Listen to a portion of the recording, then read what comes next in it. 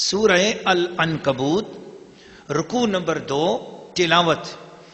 وَلَقَدْ أَرْسَلْنَا نُوحًا إِلَىٰ قَوْمِهِ فَلَبِثَ فِيهِمْ أَلْفَ سَنَةٍ إِلَّا 50 عَامًا فَأَخَذَهُمُ الطُّوفَانُ وَهُمْ ظَالِمُونَ فَأَنجَيْنَاهُ وَأَصْحَابَ السَّفِينَةِ وَجَعَلْنَاهَا آيَةً لِّلْعَالَمِينَ. وَإِبْرَاهِيمَ إِذْ قَالَ لِقَوْمِهِ اعْبُدُوا اللَّهَ وَاتَّقُوهُ ذَٰلِكُمْ خَيْرٌ لَّكُمْ إِن كُنتُمْ تَعْلَمُونَ.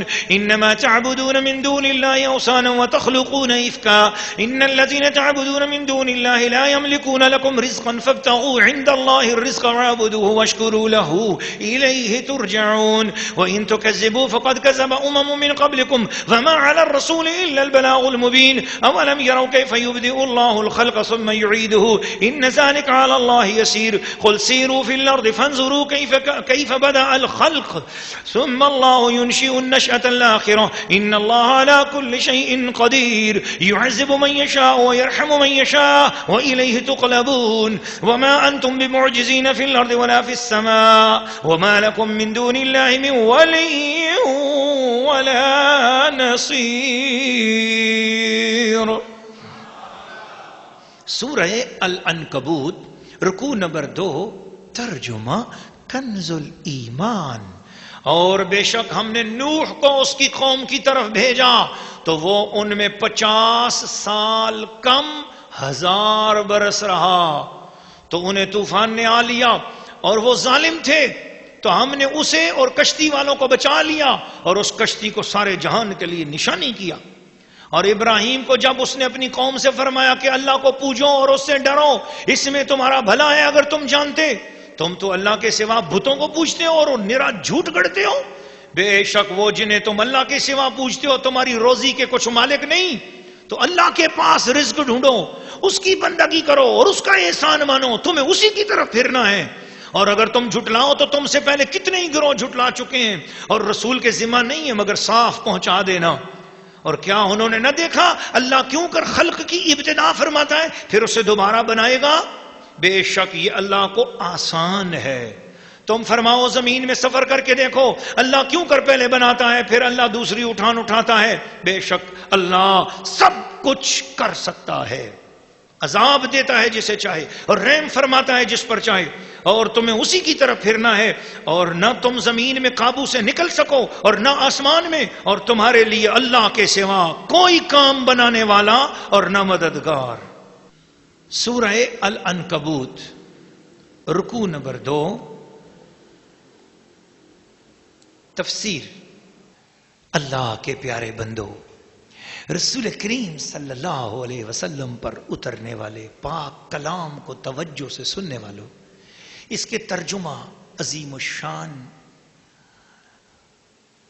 روح ایمان کنز الایمان کو بڑی محبت سے سننے والے خواتین و حضرات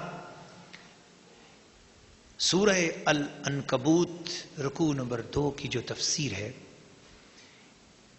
اس میں دراصل جس چیز کی طرف اشارہ کیا گیا ہے وہ یہ ہے کہ حضرت نوح علیہ السلام 1000 میں سے 50 کم 950 سال اس قوم میں رہ کر تبلیغ فرماتے رہے مگر چند لوگوں کے سوا کوئی ایمان نہیں لایا. اس بستی کے زیادہ لوگ مشرک تھے کافر تھے تھوڑے لوگ ایمان والے تھے. فرمایا مشرک کتنے بھی زیادہ ہو جائیں اپنی تعداد میں کافر کتنے بھی زیادہ ہو جائیں اپنی تعداد میں مسلمانوں کبھی بھی دین اور اسلام کے معاملے میں جمہوریت والے قانون کی طرف نہ چلے جانا کہ جو زیادہ ہے شاید وہی حق پر ہو. نہیں ایک طرف 1,00,000 کافر کھڑا ہو اور ایک طرف اکیلا ایمان والا کھڑا ہو.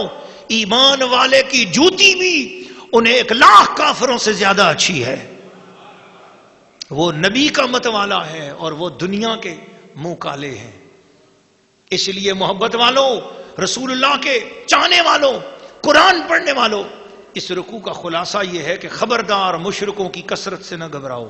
حضرت نوح کے زمانے کو دیکھو، حضرت ابراہیم کے زمانے کو دیکھو، ان ہستیوں نے، ان کے گھر والوں نے، ان کے غلاموں نے ایک اللہ کو مانا، کبھی شرک نہیں کیا، ہر سختی ہر تکلیف میرے نام پر اٹھائی، تم بھی صبر کرو، میں نے ان کو اجر دیا، تم کو بھی اجر دوں گا۔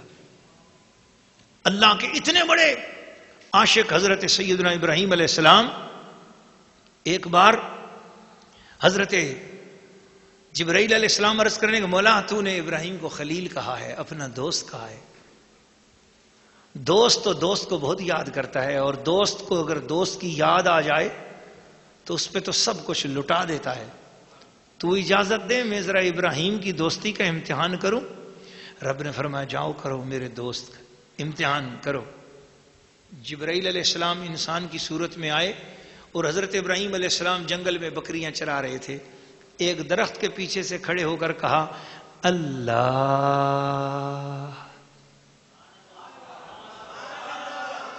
ذرا آپ سارے مل کر خواتین و حضرات پڑھو نا، اللہ، بس اللہ کا آواز، اللہ کی آواز آئی، بکریاں چرانا بھول گئی، ہائے ہائے ہائے، بکریاں چھوڑ دی، ادھر ادھر ڈھونڈنے لگے کہ آواز کہاں سے آئی ہے، کدھر سے آئی ہے، کون ہے یہ آواز دینے والا، ڈھونڈ رہے ہیں۔